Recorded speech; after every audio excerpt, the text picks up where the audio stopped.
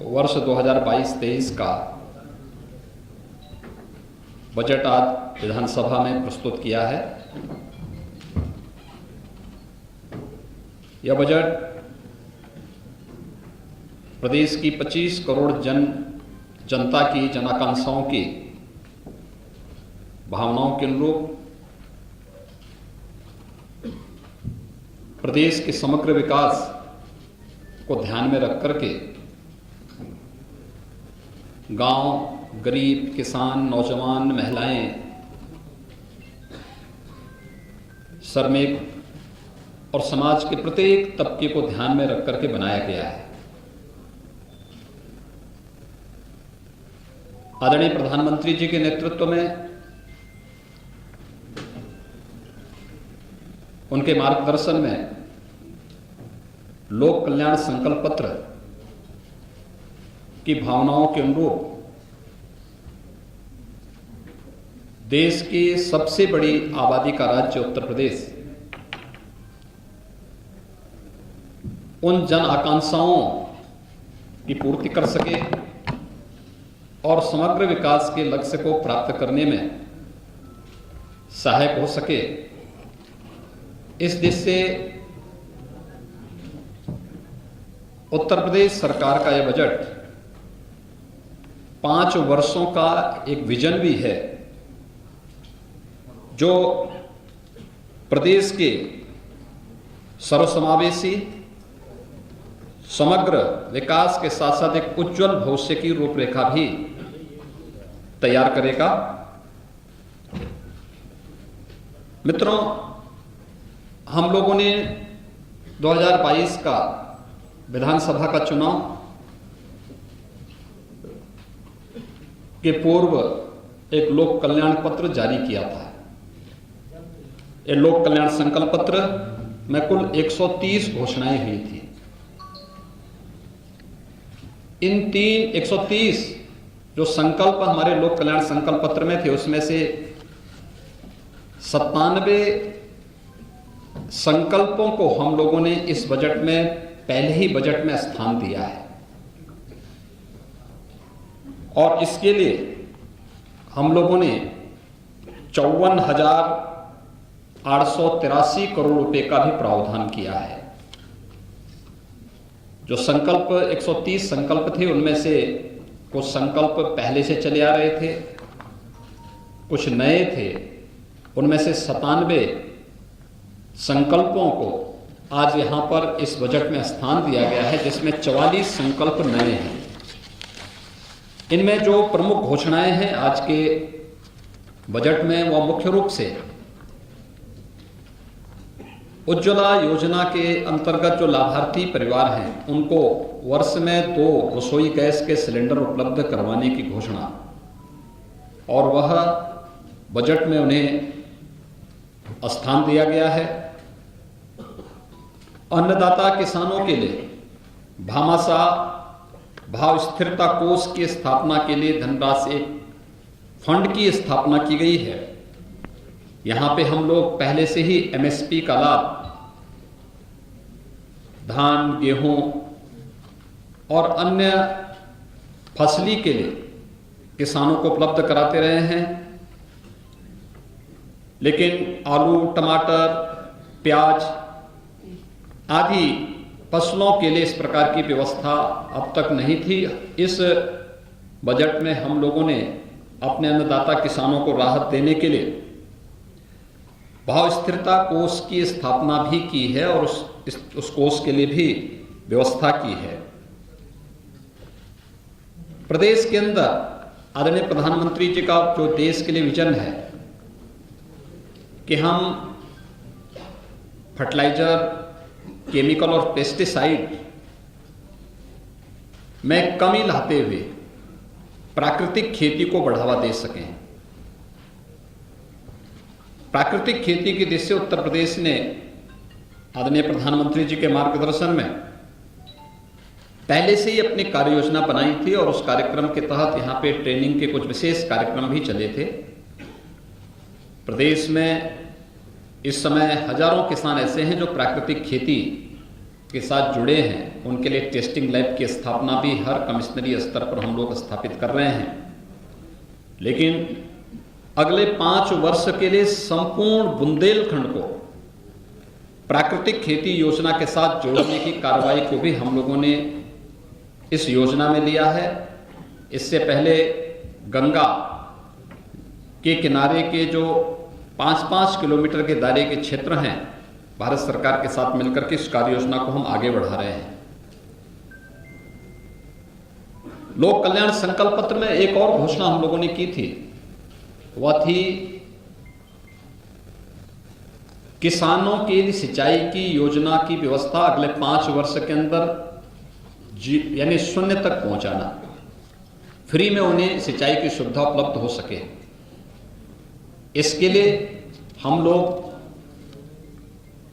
PM कुसुम योजना के अंतर्गत निःशुल्क सोलर पैनल उपलब्ध कराने की कार्रवाई को आगे बढ़ा रहे हैं। 15,000 से अधिक सोलर पैनल की कार्रवाई को इस वित्तीय वर्ष में हम लोगों ने इस बजट का हिस्सा बनाया है, जिसका लाभ हमारे अन्नदाता किसानों को प्राप्त होगा।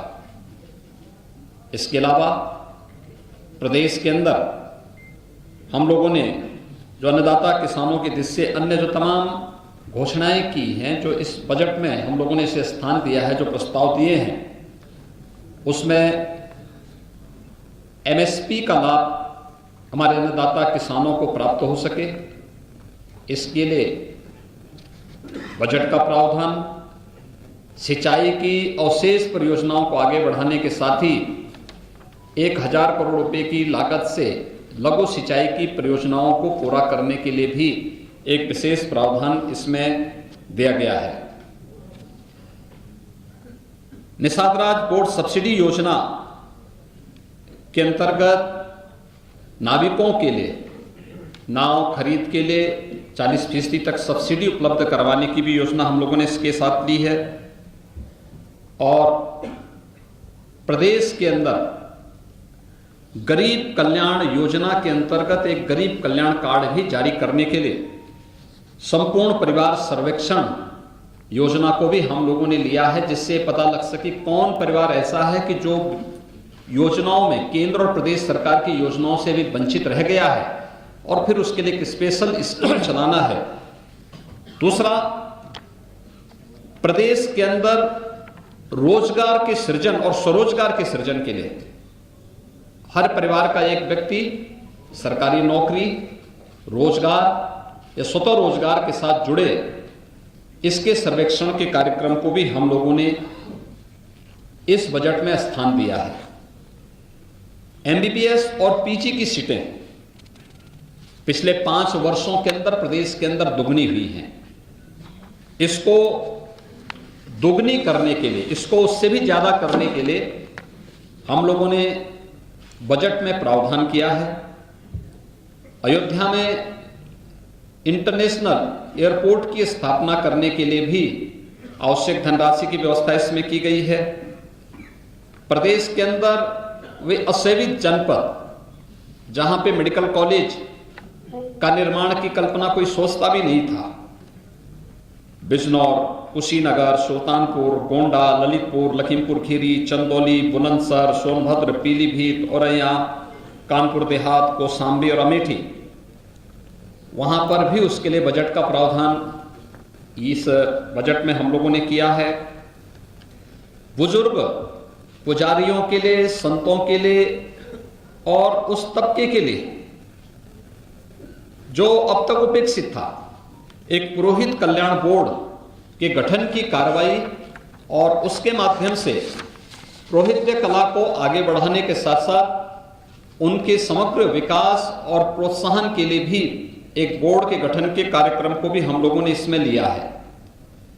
प्रदेश के अंदर युवाओं के लिए खासतौर पर हम लोगों ने स्वामी विवेकानंद सशक्तिकरण योजना प्रारंभ की और इसके तहत हम अपने युवाओं को टैबलेट और स्मार्टफोन दे रहे हैं। स्नातक और स्नातक हर युवा को इसके लिए धनराशि की व्यवस्था हम लोगों ने बजट में की है।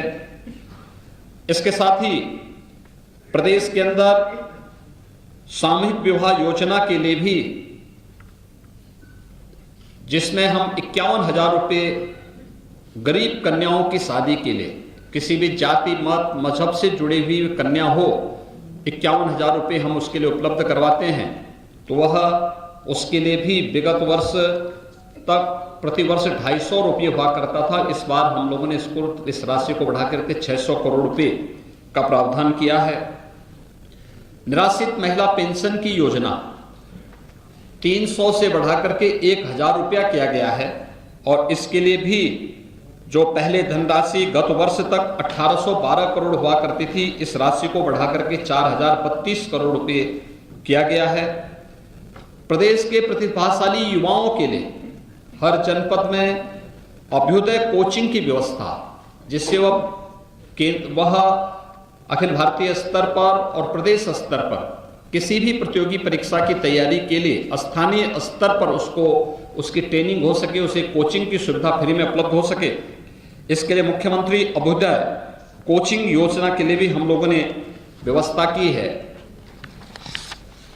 वृद्धावस्था पेंशन की राशि, गत वर्ष तक ये राशि 3,600 करोड़ रुपए सालाना हुआ करती थी। इस बार इसको बढ़ा करके 7,000 करोड़ रुपए से अधिक की इसमें बढ़ोतरी की है। यह राशि भी पहले उन बुजुर्गों को 300 रुपए मिलती थी, फिर वो बढ़ा करके 500 हमारी सरकार ने किया और उसे इस समय 1,000 रुपये करने का प्रावधान भी किया गया है।